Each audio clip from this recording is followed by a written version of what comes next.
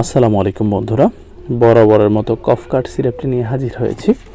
জানাবো এই কফকাট সিরাপটি আপনারা যে সকল রোগের ক্ষেত্রে গ্রহণ করবেন, কিভাবে গ্রহণ করবেন, এর পার্শ্ব প্রতিক্রিয়াসমূহ, কোন কোম্পানি প্রস্তুত করে এবং এর মূল্য সম্পর্কে বিস্তারিত তথ্য দেবে এই ভিডিওতে।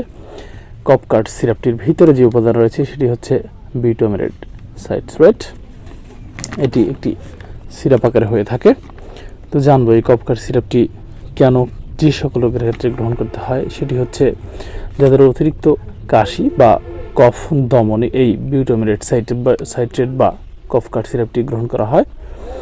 মস্তিষ্কের কফ সেন্টারে সরাসরি কাজ করে কফকাট। এটি নিরাপদ এবং নন ডিসেটিভ। এটি মুখে খাওয়ার পর কফকাট বা বিউটামেরেট সাইট্রেট এই সিরাপটি সম্পূর্ণভাবে শোষিত হয়। এই সিরাপটি গ্রহণে এর প্রোটিন বন্ধন ক্ষমতা বেশি এবং প্লাজমা নিঃসরণ হাফ লাইফ হচ্ছে 13 ঘন্টা। এই সিরাপটি গ্রহণে এর সক্রিয় বিপাকীয় দ্রব্য ও কফ নিরোধক ক্ষমতা রয়েছে। এটি যাদের প্রচুর পরিমাণে কাশি রয়েছে, শুষ্ক কফ, নন প্রোডাক্টিভ থেকে মুক্তির জন্য ব্যবহৃত হয়। সম্প্রতি কোনো ভাইরাল ইনফেকশনের কারণেও শুষ্ক কফ হতে পারে।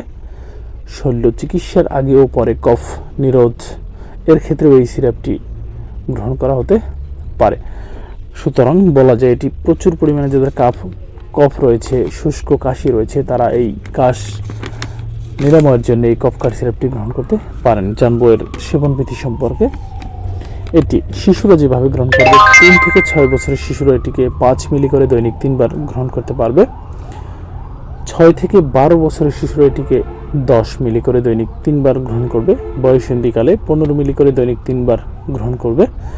প্রাপ্তবয়স্কদের ক্ষেত্রে 15 মিলি করে দৈনিক 4 বার গ্রহণ করতে পারবে।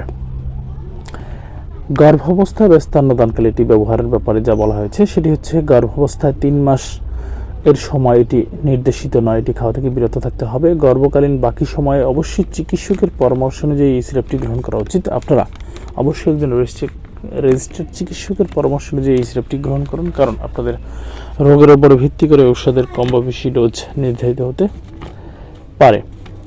জানাবো এর পার্শ্ব প্রতিক্রিয়া সম্পর্কে। এই সিরাপটি গ্রহণে যে সকল ধরনের পার্শ্ব প্রতিক্রিয়া দেখা দিতে পারে সেটি হচ্ছে কিছু কিছু ক্ষেত্রে কদাচিৎ ফুসকুড়ি দেখা দিতে পারে, বমি বমি ভাব হতে পারে, ডায়রিয়া, ঝিমুনি হতে পারে।